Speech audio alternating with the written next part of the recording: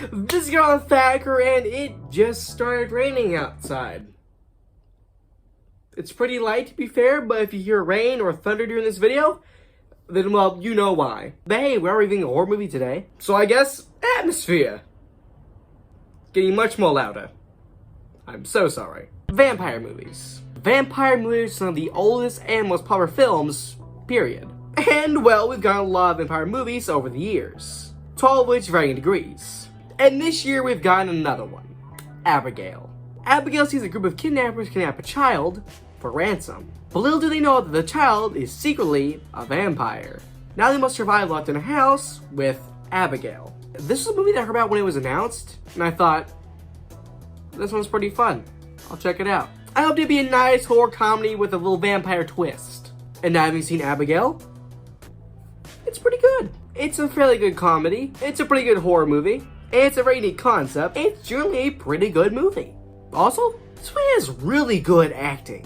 When a character needs to be funny, they're funny. When a character needs to feel scared, they feel scared. And for being so young, the actress who plays Abigail is really good. Like, she has a promising career. And even though I did think this movie was funny, I didn't think it was extremely funny. Honestly, it took me to around the second act to actually start making me laugh.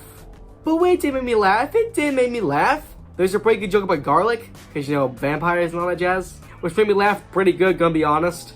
It probably shouldn't have, but it still did. Speaking of the second act, that's when the movie really starts to pick up. And from that point on, I got really into it. Because the first act is pretty slow. It does a lot of building things up. Mainly the reveal and twist of Abigail being a vampire. But since we saw that in the marketing, it wasn't really a twist, we knew that. So it was just getting a bit tedious knowing that, okay, any minute now, we're gonna get to the vampire stuff. But what I think the movie does do a really good job of is the horror. The movie's pretty gory and has a lot of really good practical effects. And something that I always love about vampire movies is the rules. And how they make new rules, change old rules. You know, garlic, sunlight, stick to the heart, all that jazz. And this movie is no different. It takes some old rules, new rules, changes stuff, makes new stuff, and I appreciate that. I always like it when vampire and werewolf movies, they have these rules set in stone, but you can tweak them, you can change them. So it's always fun and I see what they do with those rules and changes. One thing that didn't last like 10 minutes or so, it's definitely the weakest part of the movie.